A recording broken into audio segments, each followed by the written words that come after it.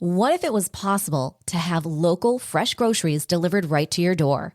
Think of all the free time you'd have. Well, Instacart gives unlimited grocery delivery for one low monthly fee. Forgot that special ingredient in your favorite dish? Instacart can deliver it to your front door in as fast as 1 hour.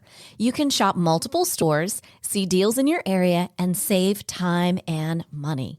I've been using Instacart for over 3 years. I started using them in Arizona, and I'm using them here in Florida. I love the time-saving convenience. They pick the freshest products, and they keep my eggs safe too. To receive your first delivery free, follow the link in the show notes so that Instacart knows that we sent you and to help support the show. Instacart. Never step foot in a grocery store again.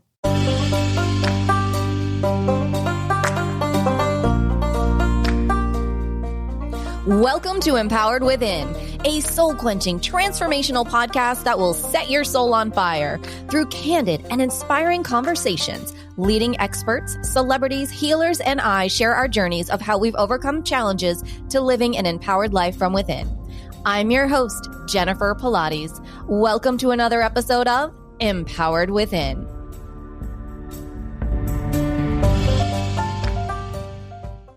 Hello, everyone, and welcome to the show. Today, we have an incredible guest with us. She is an Amazon #1 best-selling co-author and an award-winning author with over 20 novels in publication.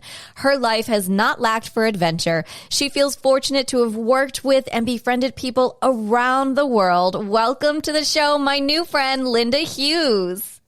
Hello, Jennifer. I'm so pleased to be here. What a delight. I'm so honored to have you here.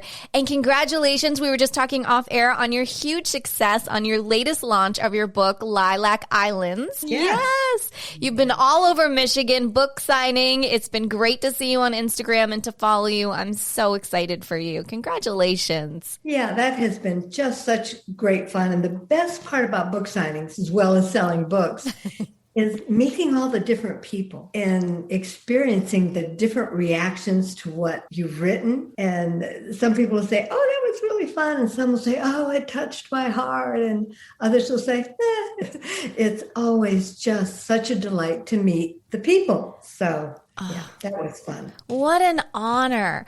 Well, tell us, Linda Hughes, where did it all begin? Where did your writing career begin? And how did we get to today?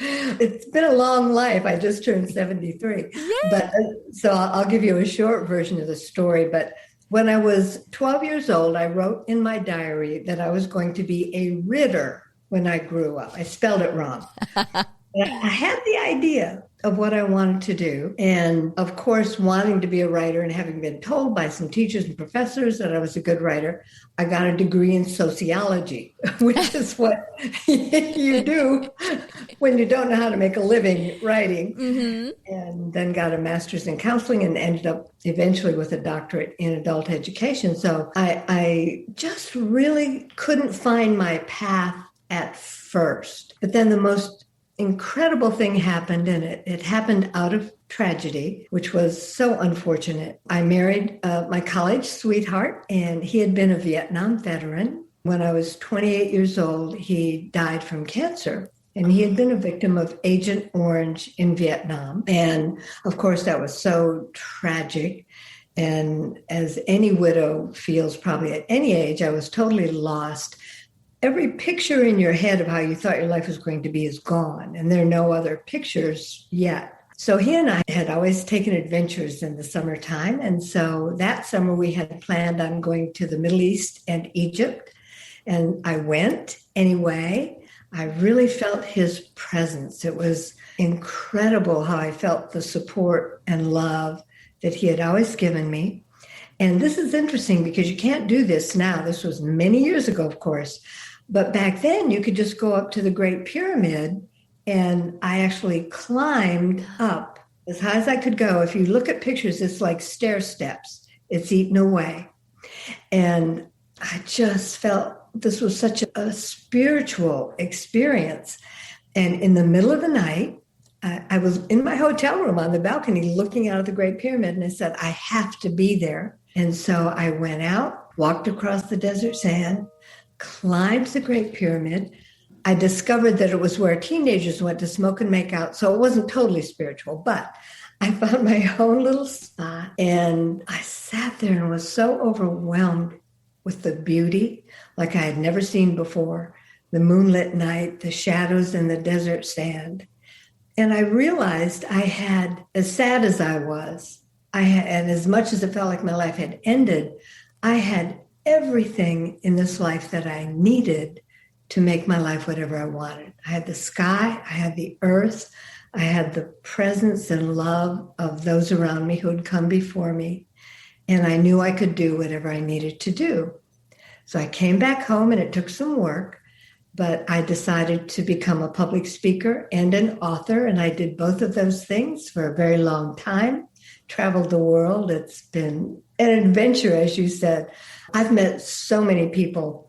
I always said that I'm sure I learned much more from them than they possibly could have learned from me. But that was the inspiration that got me on this path. Well, that is such a beautiful story. I had goosebumps when you started talking about being at the pyramids because I just read your incredible book here, Becoming Jessie Belle.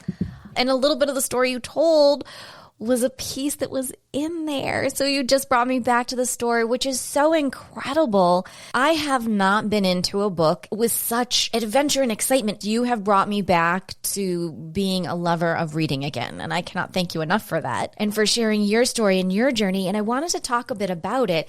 You follow your ancestors and you go through and you look up your DNA. And I'd love for you to tell our audience a little bit about that story, how this book came to be. Sure. And it really touches my heart that it got you reading again, because of course I love that people love to read. This story, I've always felt, especially after sitting on the Great Pyramid, which was so amazing, I've always felt my ancestors and loved ones around me. And I think they're there all the time for all of us. And I've had discussions sometimes with scientists who say, they aren't really your ancestor spirits. It's just DNA memory, or it's your imagination, or maybe you're just nuts. There are a lot of theories about where this comes from. But I believe that my ancestors are with me and that all of us have ancestors accessible if we would open up to that. And the way that I opened up to that particular story, Becoming Jessie Belle, was a psychic friend of mine wanted to hypnotize me and have me do past life regression. And I said, I don't really believe in past lives. I believe that the lives of my ancestors are all part of me. And I don't know if that makes sense, that it's probably just semantics and doesn't matter. But I said, so I don't think this will work. You won't be able to do it. But I was game. I was going to try. And I told her I was too strong a personality. She couldn't hypnotize me, and I was out like that. And so she didn't guide me except to say, I want you to go to one door, open it, and what happens? And then go to another door. And it was door after door. And what happened was absolutely amazing. And I think this is a way that we can all open up to our ancestors. And I would open a door, and it wasn't like I was observing my ancestors' life. I was in that life. It was me. I was living an event, one important time in each ancestor's life. And of course, because you read the book, that's what I ended up writing in the story. And for example, the very first one was East African woman who was what we would call primitive today, but I would call her just happy, and who was very content with her life, her simple life, and having a mate and having children. And it progressed from there. And so I was just amazed at how real it was. And so I would go from door to door and life to life, and I would be living these events. And some were happy and some were sad. And I loved the mixture. A couple of my favorites were, in one of them, I opened the door. Let me see the sequence. It was a young Viking woman. And you remember this, her name is Erica. And so I was in this body, and I was on a longboat having sex, wonderful sex with the man that I loved, and everything was really great. And the sex was so great in the middle of the night with the stars above us. He didn't even wake up. It was just that great. And then the story progressed. We get up and he goes off and he's with another woman. And I'm just appalled. I was so angry. And my dead father comes to get me to tell me that I'm a ghost. I didn't know it. So I can't believe that even in one of these bodies, I was a ghost. And I didn't know I needed to leave the earth. And my dead father had to come and get me and tell me so that I wouldn't be pissed at my boyfriend. He had moved on after a year. That was just the awareness that I had an ancestor ghost who hadn't left earth when she needed to. That was really something.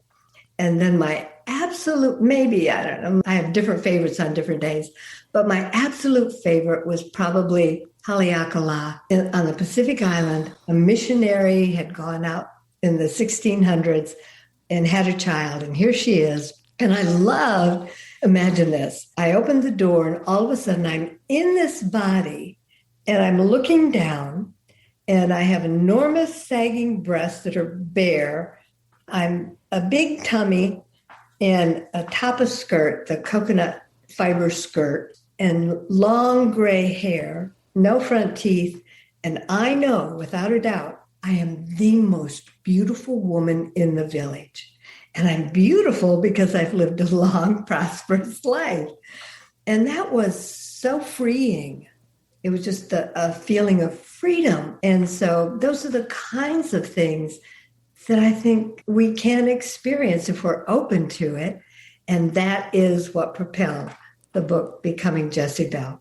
Oh, I have goosebumps right now. And what you're describing, when I was reading this book, one of the reasons I couldn't put it down was because, like what you just described, I felt like I was living the book. I felt each and every character. And it was just, I could never put it down. I just haven't read a book so well written. You had told me a little bit about it, but it didn't dawn on me until I really even got to the end where you describe this being your ancestors and part of your journey, and that you had participated in the National Geographic program. Now that's their DNA program? Correct. And what's interesting is that I had this experience first with my psychic friend, and then I did the DNA project, and they tell you where your ancestors all come from, starting in East Africa. I also found out in my DNA I have some West African, which would have been a slave. So here I am. I think we're all like that. We're a mixture.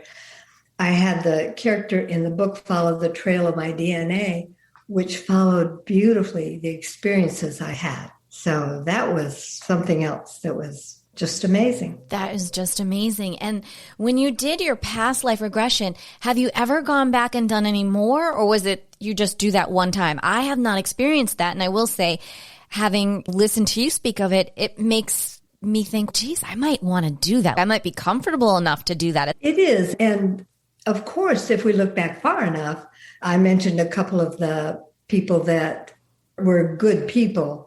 But if we look back far enough, there were also some that weren't so nice. So if we're ready to face reality, that thousands of people, millions probably, made each one of us. So of course, there's every kind of person you can imagine. And even facing the demons that are in our ancestors' past, I think helps us know that we're strong, and we've certainly overcome that.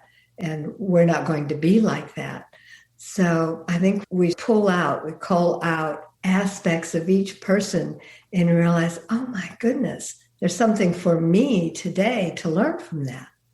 So I'm glad you want to do it. I'd be interested in seeing what happens. I do. I'm still a little nervous, but you have inspired me enough. I'm going to look up the National Geographic to see if I can follow my ancestor trail the way that you have. I think that would be incredible to do. That's great. And now I've done 3 of them. I did the National Geographic one. I've done Ancestry.com, and I've done 23andMe. And each one is a little bit different. They give different kinds of information. I've put all that information together, which gives a very rich story of my ancestry. And so Again, I believe that I was experiencing my ancestors more than I would describe it as past lives, my past lives, although they are my past lives, they're part of me. I put all of that together. It is fascinating. I did learn, as I said, through the DNA testing, that I have some West African, which would be a slave, which I had no idea ever. And I have some Native American. I had no idea. And also a lot of Scottish. I'm half Scottish. I knew I was some, but who knew? The Outlander is for me. My story. And there's a lot to learn, a lot to glean from that. I love that. Now, have you taken these other researches that you've done, and are these in other books that you've written as well?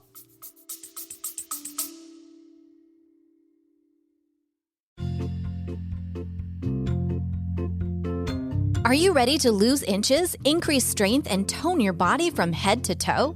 Are you ready for a total body, mind, and spirit transformation? I am excited to announce that I am launching my exclusive 8-week Pilates Return to Life training program. This will give you an opportunity to have a total body, mind, and spirit transformation of health and wellness to a new lifestyle. Imagine in 7 days you will feel a difference, in 14 days you will see a difference, and in 8 weeks you will have your new Pilates body. So what do you say? Want to join me on the mat? Head over to jenniferpilates.com today. Space is limited.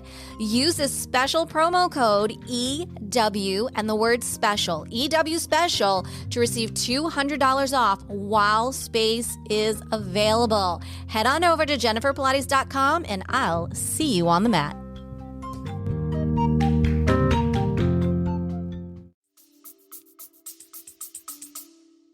Oh, there's always some of it in my books. I can't help but take it and make different characters like that.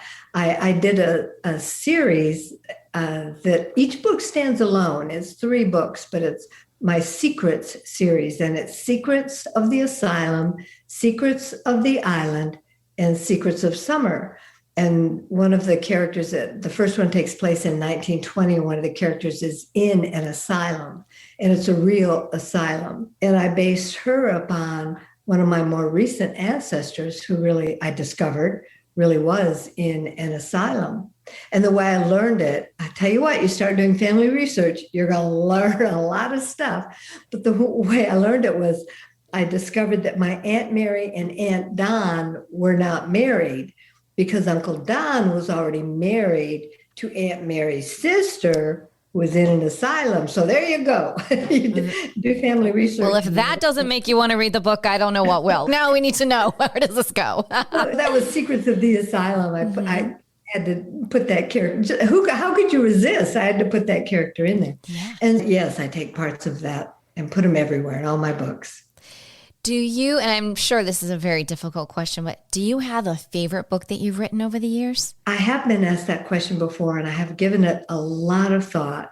And of course, my first book ever, it was like my first child, and that was called Fountain Street Heat. It's about a young girl in a small Michigan town in 1959, an African-American girl. And so I've since wondered, I wrote that before I knew any of this other stuff about my ancestry.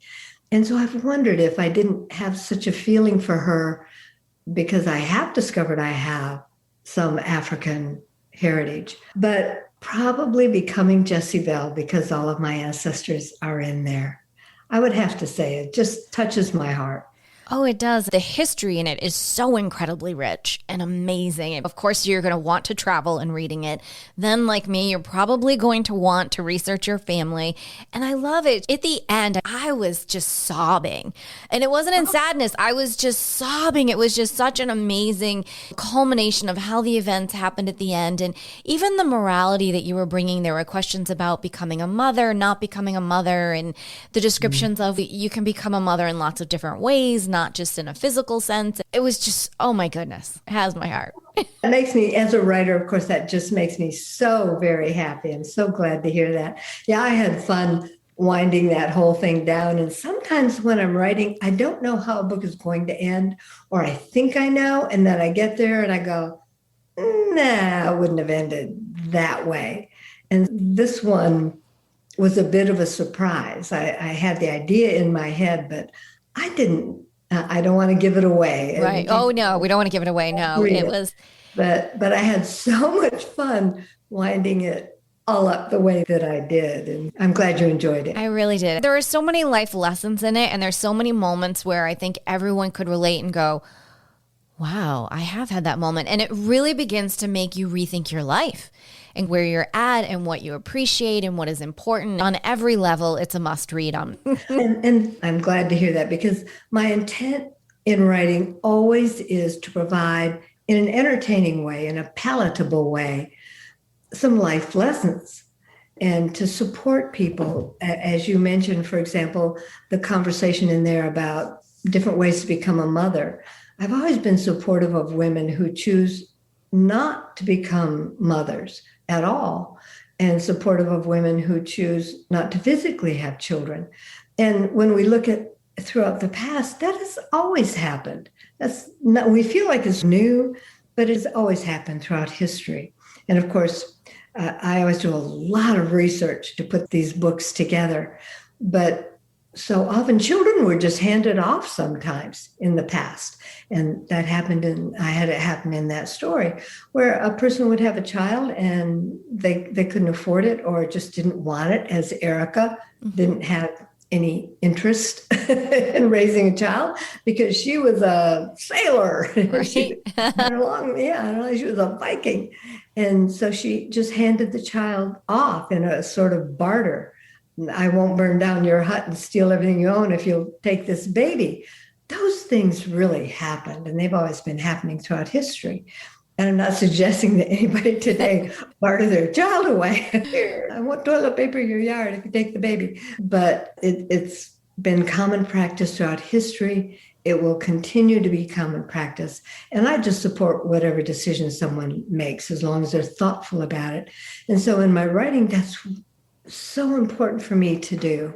And I think part of that's because I didn't always feel supported when I was a younger woman. It was a long time ago, obviously, but some of these things were never talked about. Women were just expected to play certain roles, take on certain roles, and to do certain things in life. And my path just ended up being very different. My first husband and I couldn't have children because we later found out because of Agent Orange. And so we were considered to be different from everybody else and not doing what everybody else was doing. And then I didn't marry again until I was almost 40. And so being a single woman in my 30s and being okay with that I had a short marriage that second marriage landed in quick divorce, which is another story, which I have to laugh about now. But being single and being okay with that was weird in some ways. So in my stories, I want to support whatever thoughtful choices people make and whatever is right for them. And I'm so glad today to see that happening so much more.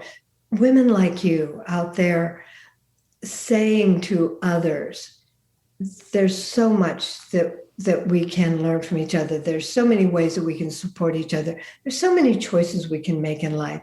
It doesn't have to be just one way. Right. And you depict that so well in this one story. I said, Mom, this is it. We're reading every one of her books this summer. It was just so great. It hit on every level. And while I was physically, it felt like I was living each story and each character. Like you're saying, it did. There were other moral aspects that came in that really made me went in certain times, you know what, Jen, that is okay. Like you, I'm single and I'm in my 40s and I don't have children. That's okay. I mother lots of businesses and lots of fur babies, and there are other ways that I mother. And there's so much depth there in that story. It's just so much more when you really just sit back and embrace it. And I can't thank you enough for it. I think it's wonderful. Oh, gosh, I appreciate that so very much.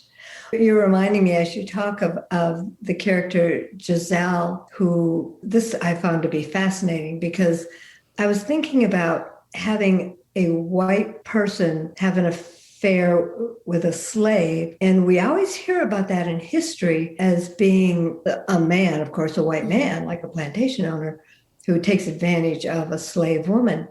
And I started thinking about that, about making different choices and what's okay and what's not okay. And I thought, somewhere there has to have been a white woman on a plantation who was lonely because those plantations were enormous and it was miles away to get to anyone. Their husbands would be out sometimes on another plantation. They would own 2 or 3 plantations, sometimes even in different states, and be gone for long periods of time. And those women had to be lonely. And sometimes the only people around were the slaves. And I thought there has to have been a white woman somewhere who was attracted to a slave man, especially some who were well educated and spoke English, and they got to know them. And there had to have been a kind, nice man. And so I put that together in this story thinking, wow, that's really radical. And the result of that, everything that happened as a result of that, which was wild. What happened, Jennifer, is I did research. I was doing research on something else and just randomly discovered a law in Pennsylvania, of all places, that the Quakers had, that if one of the Quaker women had an affair with an African slave, then she was shunned for 3 months. And it didn't talk about what happened to the slave and the baby. Oh, if she had a baby with an African slave. So what that means is it happened. It had to have happened. Had to have happened. More than once, written it up. And sometimes when we think that something is so radical, it's so different, and you're in your 40s and you're not married and you have babies, they're fur babies, and that's perfectly fine and has probably been done throughout all time. So that's fine. And it took me back to a lot of great history and really thinking about back living in the South and in New Orleans. You take us all over in that book and then all over the world too. It really does make you think and go, yeah, there, especially right now, right? There is a lot of just plain old craziness going on in our world right now. It isn't any crazier than anything that's gone on before because, like you said, you have the experience of working with your psychic friend with this. And if you go back in astrology and look at history through astrology, every 100 years, the same damn thing happens, just differently. And we all think it's crazy. But really, if you go back 100 years, there are different colors right now to things that are going on, of course, and a little bit more depth and maybe added more craziness to it. But it's all happened before. It has. And I truly believe our ancestors are all around us going, I told you so. Exactly. We've been through all this before. I agree with you. We were talking before, and there's some exciting news, and I'm wondering if you've gotten any answers yet as far as one or more of your books being involved in the TV series. I know you are waiting to hear. And I've been waiting a long time. And I'm suspecting the answer is no. But Stars did look at becoming Jessie Bell, and they were considering it at one time, a couple of years ago. And we did some back and forth. Actually, I think I need an agent because I'm probably not the best person. I used to have an agent, and an elderly man, a wonderful man. He died of old age, as it turned out. And I just didn't get another agent because my books have been publishing without one. But I think I actually need an entertainment agent to help with this process because they were interested, which is so exciting. They didn't just look at it and say no. There was some talk back and forth. And I know how all of this works for those companies. And that is, it doesn't mean your book is bad or your idea is bad for anybody out there who tries this. It's timing, it's budgeting, it's scheduling, it's 100 different things, and who just happens to lay their eyes on it can make a difference. And I'm going to get this book out there with some other entertainment companies. I did have the first book I ever published, and this was probably, 15 years ago. I was at a book exhibit in Los Angeles, and Miramax and other studios had sent some scouts out to look at all the books that were in this exhibit to see if there are any ideas they wanted to make into movies. And this was very exciting. I got invited to go to the studio and talk to somebody about one of my other books. And they sent a limo, and I was all spruced up. And so I went to the studio and I met with two people who were clearly not the top level decision makers, but they wanted to know about that story. Then they wanted to know about another story. And it was really exciting. And the way it works is the studio will buy an option on a story, and they'll pay, I don't know, this is a long time ago, $500,000 for an option. And that gives them a certain amount of time to see if they can get it into their schedule, if they can get the cast, if they can get the funding. And if after that time they don't, your option is up and it's over. And then you can try to sell it to somebody else. It's like they rent it exclusively for a year. And so I was all excited. And I thought, man, this book writing thing and having a movie made is so easy. All you do is put it out there and they send a limo and you're invited over. They decided to pass on it eventually, and they gave it to another production company. And we were set to a smaller production company. We were set to make a movie out of it. And they went bankrupt, not because of mine. They hadn't even started mine yet, but it was on the slate for the next year. So then they sent it to someone else. And I'm not kidding. They told me they sent it to someone else and I would get a call. I answered the phone one day and this gravelly voice, this man says, "Hey, baby, you want to make a movie?" And the answer was no. So that was dead. What I've learned in the interim is it is a more in-depth, tougher process than just that. It isn't that easy. But I'm not giving up on becoming Jessie Pilates. In fact, in my head, I've got it cast. I know they need to do this pretty soon because I know who's playing the different parts. And we don't want to wait too long for those people to get too old. So that would be amazing. I have such goosebumps with that. I was going to say, happy to help connect you in any way that I can, because I would love to see this. This would be an incredible movie. Such an incredible movie. You could be Jessie Bell. You sort of look like the Jessie Bell in my head. I would be honored. I would be honored. Oh my gosh. Yeah, I would. We're going to make a movie. I happen to know some people who know some people. I can help you out a little bit. So we're going to do that. That's going to be, I'm putting it on my top of my to-do list for this summer to see what we can do with becoming Jessie Bell. Yes. That would be great. It's interesting that you say this isn't such the easy process that you thought it was. What one piece of advice would you share with new writers who have that same passion that you started with? Just perseverance. Absolutely don't give up. And I know they hear that everywhere and people keep saying that, but it's the truth. It's what works. And remember that not everybody's going to like what you write. Just like any movie that you see, not everybody likes it. It isn't for everyone. So get very clear on your message and who you're sending your message to, and write to those people.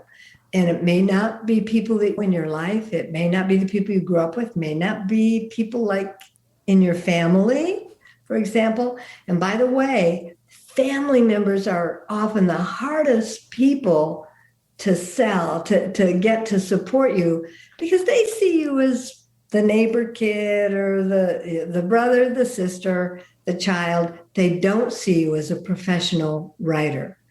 And so as much as they love you, it's hard for them to make that transition in their heads that you're different now than you used to be. You're doing something that isn't the picture that they had of how they thought your life was going to be, perhaps. And they'll be supportive in some ways. They might go, "Oh yeah, that's nice. That's real nice." But they're not really with you. You need to go find the people who need to hear your story, who want to hear your story, who get meaning out of your story, who are entertained by it. And so you absolutely can't give up, because it can take time to find who those people are. You might know the kind of people they are, but actually finding, where are they? How do I connect with them? And that just takes some digging. And so you keep writing good stories. That's the most important thing to do. And don't be afraid of starting out. And if you're not as good as you want to be at first, and then letting your stories, evolve. Let them get better and better. I look back at my very first 2 books, and the ideas are good, and the writing is okay. Those were the 2 that Miramax was looking at, in fact. But today, I think I'm a much better writer, and I write them a little bit differently. But I was willing to do that and put them out there and learn my craft. And you just can't give up and can't think at all from the get-go. Be open to learning and really staying in there no matter what happens. You might have a book that just totally bombs. And those agents that you send it to, you might send it to agents and publishing editors, the ones who send form letters back. You can tell they didn't even open it, didn't even read it. I'm sorry to inform you of that. No, we can't accept. It isn't right for our list at this time. Just keep going. You get 10 of those back, that's no big deal. Stephen King always talks about how he had a nail on the wall that he used to put all the rejection letters on. And he finally had to put a great big bolt up there. He had so many rejection letters. And so his books just weren't for everybody. But when he finally found the right person and the right audience, everything exploded for him. Wow. So that's what we as writers have to do. You have to really be committed, know this is a craft, and you're going to hone your skills and not give up. That's wonderful. That's a lot of that's all wonderful advice. And what about, and I was talking with someone the other day, because of course I was bragging about you and your book, and she said, I've been trying to write an autobiography, but I don't want it to be an autobiography because I don't want my family to know. What advice would you give? Because now Becoming Jessie Belle, is it listed as pure fiction? Pure fiction. Yes. Okay. So what advice would you give to those people that are trying, they want to write a story like that, but they don't necessarily want to be the face, or they don't want their real family and everything to be out there? What would you say? Off the cuff, I'm thinking, it'd be so much more fun if you just put it out there and let them deal with it. Yeah. That's what's really fun. But I have helped people write their memoirs. And a memoir is different from an autobiography. In a memoir, you do put your own face on it, your own name on it. But an autobiography is when a person tells everything about their life. A memoir is where you pick and choose what you want to share. And there's nothing that says you have to share everything. You don't have to if you don't want to. It's your book. It's your story. And so a memoir is a nice way to do it if you are concerned about what family members or others might think. But sometimes they're more supportive than people expect. That's always interesting to me because I have helped a lot of people write their memoirs. Another way to do it is to simply write fiction. Write it as fiction. Take a pen name if you want to, or use your own name, but say this is fiction. And here's what's fascinating, in my own experience is, I never take one person in my life and write their story exactly so that they would know who they are. I'll take 2 people and combine them and write them up. But sometimes it seems so obvious to me. Oh my gosh, this is my Aunt Jane. She's going to know it's her. They never know. They never see themselves. They never think they're that bad or that good or that whatever. And they just don't see themselves. And so it can be written as fiction under a pseudonym or under your own name. Just write it as fiction, change the names, and don't talk about any one person and their experiences only, combine them with another character. For example, I wrote a book called Homecoming Queen a long time ago, and I was homecoming queen of my college. But the way it happened is actually hilarious to look back at it. I was not, as you can imagine, a typical homecoming queen. And so I had known some girls who had gotten pregnant in college. And so what I did was, rather than write about one of them as a character, I just combined them. You know, she was like this and she was like this and like this, instead of just, and she got pregnant and went on from there. And so no one has ever said, oh my gosh, because I'm still friends with my college roommates, no one has ever said, oh my gosh, you wrote about me. They don't see it that way. So there's a way to do it. And the great thing about writing it up as fiction is you can do anything you want with those people. That's true. I had some great advice once from Donald Maas. That's his name, Maas. And he is an author and he does great writing workshops. And he said, never take your characters to the cliff, right out to the edge of the cliff, and then pull them back. He said, take them to the edge of the cliff and push them off and see if they survive. What I've thought of that 1,000 times. What great advice. And in fact, in Becoming Jessie Belle, I literally did that with one of the characters. And so I've thought of that so many times. Okay, the person I know in real life went this far. Now I've got to make her go further. Oh. And we're going to do more and more. So that helps in writing. Yeah, that is wonderful advice. I love that. Every time I think about Becoming Jessie Belle, such goosebumps with that story. I just love it. I just love it. Oh, Linda, good. We're coming to that time in the show where I ask that one question. Are you ready?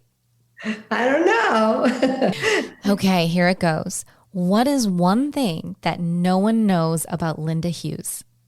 Oh my gosh. Let me think. I think I've told it all in books, but there must be something. One thing that no one knows is probably, I can think, now all of a sudden I'm thinking of a number of things. Notice I'm getting, oh, wow, I'm doing this. Right. Probably some of the experiences I had when I was traveling as a public speaker for 20 years. I worked in 13 different countries.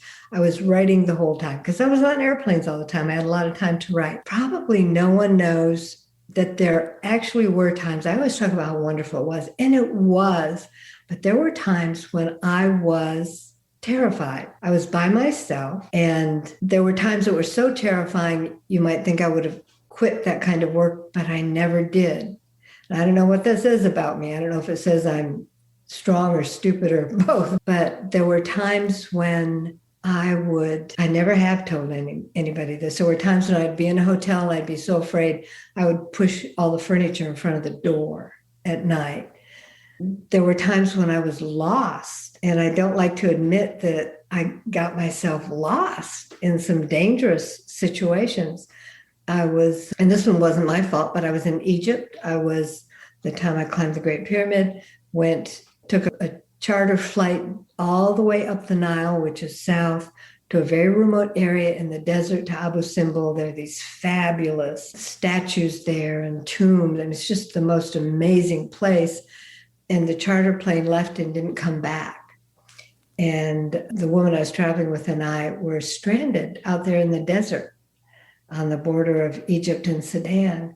And two teenage boys came along in a rusted out old van playing really loud music. And we offered to pay them if they would take us to the nearest town. And so we hopped in and they started driving across the desert. And it was exhilarating at the same time that it was terrifying, because I didn't know if we were being sold into white slavery or had no idea, because we didn't speak their language. And so thankfully, they were very nice young men, took us to the closest town, and we were able to survive. And Egypt and Libya had declared war while we were there, so we had a hard time getting out of the country, but we did. I've never told anybody this. Another time when I was terrified, this is all the same theme. It was exhilarating but terrifying. I was in Turkey once, and I was single at the time, in my 30s probably, and I was working, but I met a young man in a bar, and he wanted to know if I wanted to go to Russia. And Russia was still Americans were not allowed. It was still during the Cold War. The Berlin Wall hadn't fallen yet. And I said, sure. I'd never been to Russia, and it was against the law, so I thought that was a really good idea. It was exhilarating. I wanted to try it. And I can't believe I did this. I look back at this, and I can't believe I did it, but I wanted so badly to experience this. And he put me in a boat at night. It was dark, and we went up the Black Sea and went all the way up to Russia and got off at his aunt and uncle's house and went to this gorgeous, beautiful mansion in the middle of the night and met these Russian people and visited a while and then came back. Wow. So I could say I'd been in Russia when I wasn't supposed to. So anyway, there were times that I did things that I think were not smart. I was a little bit too carefree, but a little bit too wild, but I survived. And it certainly makes for great writing. Yes, it does. It does. It does. I think we just started a new book. I haven't told that story before. So, yeah. Wow, what a story. That is amazing. She needs to go up into Russia and some kind of mystery happens and she can't get back. And so she has to live there for a while, but no one knows she's there. And yeah. And she's there for 3 or 6 months. And this is a great story. Oh my God. And that could have happened. I'm sure. Because like you, gosh, I think we have some of the same blood in our veins. Because I'm like you. I've always been like, oh, I can't do it. Oh, I'm going to do that. Yeah, sure.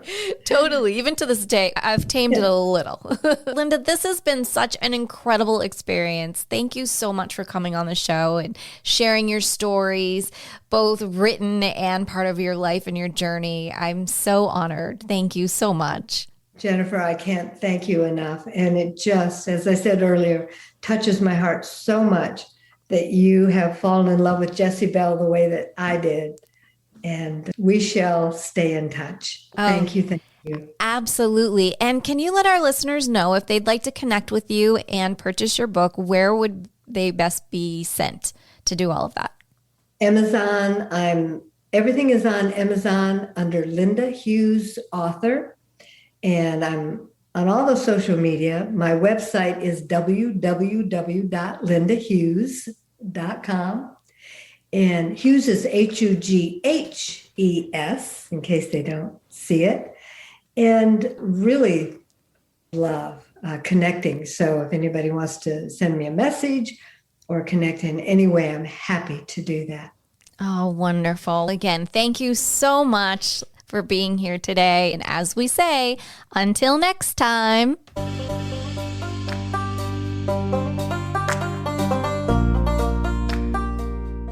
Thank you so much for tuning in to another episode. Please remember to rate, review, and subscribe to Empowered Within with Jennifer Pilates. Your feedback is important. It helps me to connect with you and gives me insight into who you are and what you're enjoying about the show. For today's show notes and discount codes from today's sponsors, head over to jenniferpilates.com. Until next time, may you live an empowered life from within.